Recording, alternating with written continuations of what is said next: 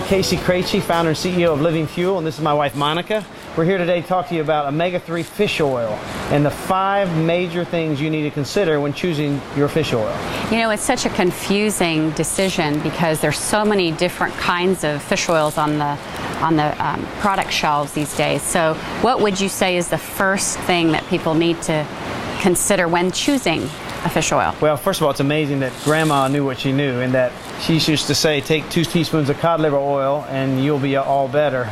And, you know, a lot of research now points that there's some wisdom in that. And that's really a better source for vitamin D and A than it is for omega-3.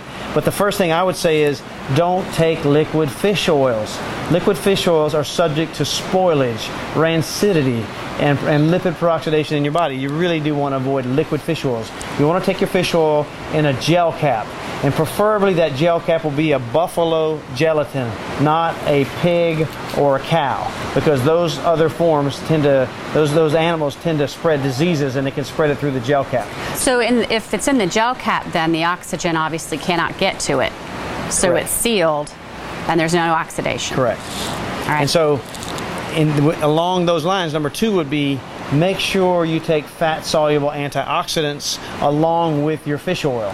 Fat-soluble antioxidants will be vitamin E. When we're talking vitamin E, we're talking natural vitamin E, which comes in 8 forms, not the 1 form you generally see in a fish oil. So it'll be alpha, beta, gamma, delta tocotrienol, alpha, beta, gamma, delta tocopherol. That is vitamin E. D-alpha tocopherol is a natural fraction of vitamin E, and generally only enough to keep it from spoiling in the bottle. So when you see like the little D in front of the tocopherol, does that mean it's pharmaceutical grade or what? No, that means it's 1 fraction of 8 fractions and not working together. Now, if it's DL alpha tocopherol, that means it's synthetic vitamin E, but that's another subject entirely. So the point is, vitamin E, vitamin A, astaxanthin, vitamin D, they all work together to keep the oil from spoiling in the body. Lipid peroxidation is what you want to avoid. Lipid peroxidation could be worse than not taking fish oil. So take your fat-soluble antioxidants along with your fish oil as the number 2. So that helps it in the body to not oxidize in the body. Right. And there's other benefits for those antioxidants being in your body as well. Okay. What would the third thing be? The third thing would be to try to get your fish from the front side of the food chain.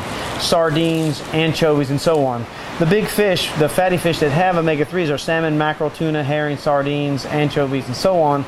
But these bigger fish that have been around for years can have tremendous levels of toxins built up. Now, there's some good processes for taking those out, but the best bet is just stay with the early side, the front side of the food chain that eat the plankton, the algae, and so on. So the bigger, older fish have eaten a lot more garbage from the sea, basically. And have been exposed to trace levels of pharmaceuticals and so on that you just can't get out.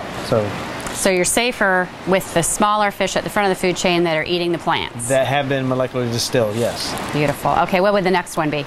The next one would be to avoid pharmaceutical grade fish oils. Now, super concentrated oils are the marketing term came up with Dr. Sears and his marketing team called pharmaceutical grade fish oil. Now, pharmaceutical grade is a marketing term. No such thing exists. But interestingly, pharmaceutical grade is representative of a fish oil that has unnatural levels of EPA and DHA, and it's this process of making it concentrated breaks it out of its natural triglyceride, and therefore it's in an unnatural form. Now, what does that do in the body? Well, we don't really know. I mean, it's probably better than taking no fish oil, but the net of it is that fish oil that is unnaturally concentrated is probably better than not taking it, but we really don't have any studies on the long-term implications of taking that form of fish oil. So it's better to take it in its natural state? Natural state. That'd be 180. If you look on the bottle and you see 180 milligrams of DHA or 120 milligrams of DHA, that's the highest you want to see in a fish oil. Otherwise, you can assume that it's unnaturally concentrated. There may be 1 or 2 brands out there that are naturally concentrated, which is it's really not commercially available yet. So what should the ratio be?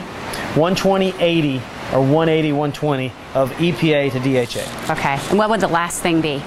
Well, there's a lot of hype out there about shellfish oils, and you really need to be informed to understand shellfish oils that will be green lipid oils and krill oil. You've seen a lot of that. Now Bayer Pharmaceuticals has now joined with a company to make a krill drug.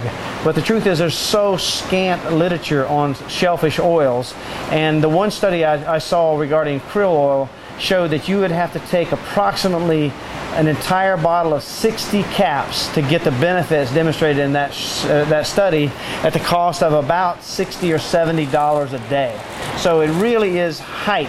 There's a lot of hype surrounding krill oil and green mussel oil or green lipid oils, but the net of it is that it is really an overhyped and overpriced way to get omega-3. It's very small amounts of omega-3. Now there are some fat-soluble antioxidants naturally in those, but there are better and more cost-effective ways to get those. So I just encourage you to be informed and don't think that fish oil is somehow obsolete because of this new hype surrounding these shellfish oils. Now talk about real fast, what do the shellfish eat in the ocean? I think that's important. Yeah, I think you have a great analogy for that. Go ahead. They're filters. Basically, shellfish are filters.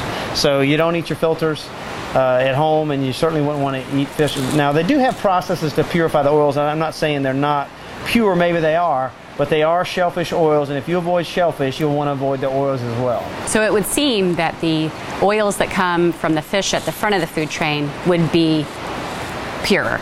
Most definitely. The purest ones are the sardines and the anchovies. Okay. So anyway, that's the 5 things you want to consider when choosing your fish oil. Have a great day. We wish you super health. God bless you.